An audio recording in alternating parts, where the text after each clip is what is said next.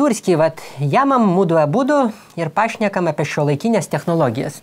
Na, aš matau, jūs sujaudino tas malonus, netikėtas faktas, kad pirmą kartą robotas humanoidas skrido avialinijom su savo nuosavu pasu ir savo nuosavu bilietų lėktuvų. Gal truputėlį nusileiskim ant žemės. Okay. Užduosiu aš jums va tokį klausimą. Užduokit.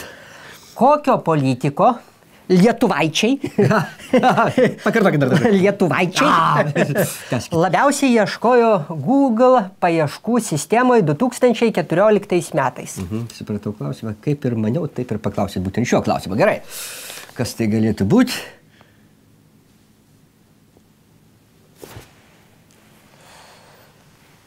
Kubilius! Kubilius nepataiko net į 10-tuką. Kadangi vis tiek pats neatspėsite, tai pasakysiu. Labiausiai Lietuvaičiai Google sistemoje paieškų ieškojo Puteikio. Pakartokit pavardę, prašom. Puteikio? Garsiojo Puteikio. Garsiosios Nikos Puteikienės vyro. Nu. Puteikį. Ir jo dažniau užklausinėjo Google lietuvaičiai negu Gražulio? Gražulis, kaip ir Kubilius, nepateko į 10-tuką.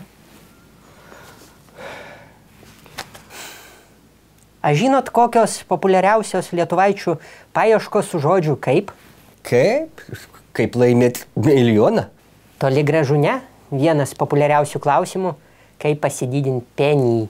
Nelabai supratau. Tai reiškiasi, gaunasi, kad lietuvaičius labiausiai domina klausimas, kaip Puteikiui pasididinti penį. Ne, nu, ką jūs čia fantazuojat? Čia dvi atskiros paieškos. Vieni domisi Puteikiu, kiti domisi penio pasididinimu. O vat kam Puteikio ieškantiems žmonėms reikia didesnio penio?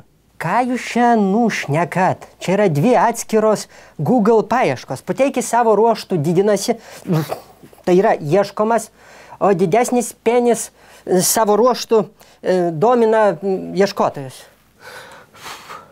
Tai ta prasme Puteikių nereikia didintis? Nežinau, ko jūs čia manęs klausėt. Pagūglinkit pats, pasižiūrėkit, nu. Nu gerai. Pagūglinkit.